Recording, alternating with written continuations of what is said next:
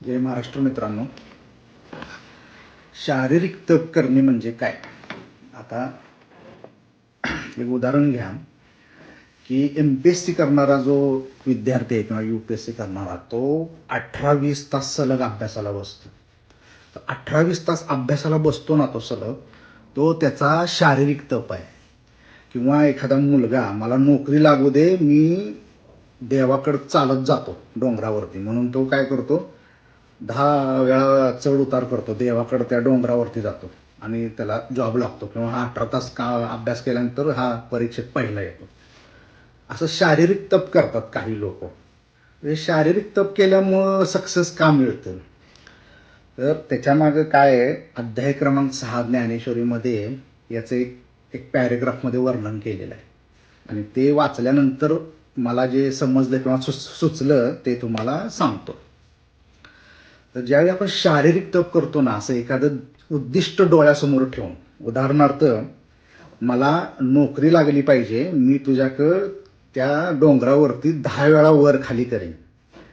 तर नोकरी लागणे ना, ही प्रायोरिटी सेट केली जाते आपल्या मनामध्ये आणि ती प्रायोरिटी सेट करण्यासाठी आपण तो शारीरिक तप करतो. जर तो तप नाही केला ना, तर आपल्या मनामध्ये 100 प्रायोरिटीज असतात.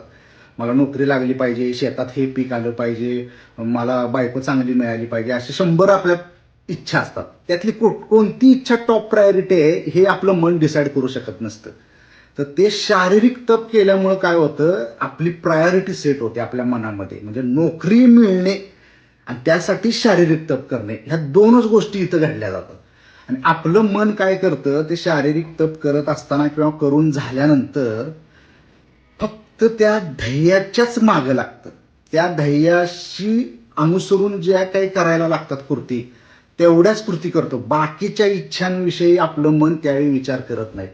त्यामुळं तो शारीरिक तप काय होतो, फलदायी होतो.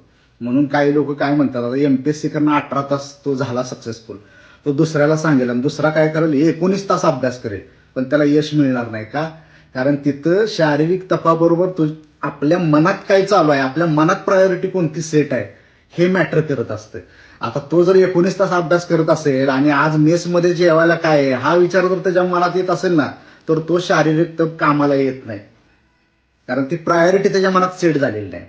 तर ज्ञानेश्वरांनी काय म्हणले माहिती आहे का, शारीरिक तप करत असताना आपल्या शरीरामध्ये, मनामध्ये ब्रह्म ऊर्जेचा अंश जागा होतो. म्हणजे आपण ब्रह्मांडाचीच उत्पन्न आहे, मानव म्हणजे, बरोबर? ब्रह्मांडाच्या ह्याच्यातूनच आपण निर्माण झाले. तर ती ऊर्जा आपल्यामध्ये, तर ती ऊर्जा काय होते, जागा होते. त्या ऊर्जेतला काही अंश जागा होतो आणि तो अंश जागा झाल्यामुळं आपलं मन हे फक्त त्या ध्येयाशीच सुसंगत कृती करायला लागतं. ओनली तीच प्रायोरिटी फक्त, आणि तो शारीरिक तप. त्यामुळं ते आपल्याला ते जे टार्गेट आहे, ते आपलं ध्येय आहे, ते शारीरिक तप केल्यामुळे पूर्ण होतं. तर आता त्यानंतर ते ऊर्जा निघून जाते बरं का.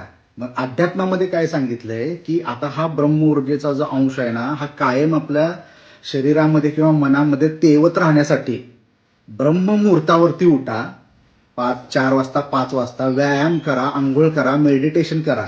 ह्या कृतीतून काय होतं, तो अंश आहे तो शेवटपर्यंत आपला तेवत राहतो. म्हणून जे ब्रह्ममुहूर्तावरती उठतात ना, त्यांची पर्सनॅलिटी बघा, त्यांची त्वचा बघा, त्यांचे डोळे बघा, इवन त्यांचे केस बघा, हे सर्वसामान्यांपेक्षा तुम्हाला वेगळे दिसतील. का? तर तो ब्रह्म ऊर्जेचा अंश जागा झालेला असतो. तर शारीरिक तप आणि ब्रह्म ऊर्जेचा अंश हा असा संबंध आहे. धन्यवाद.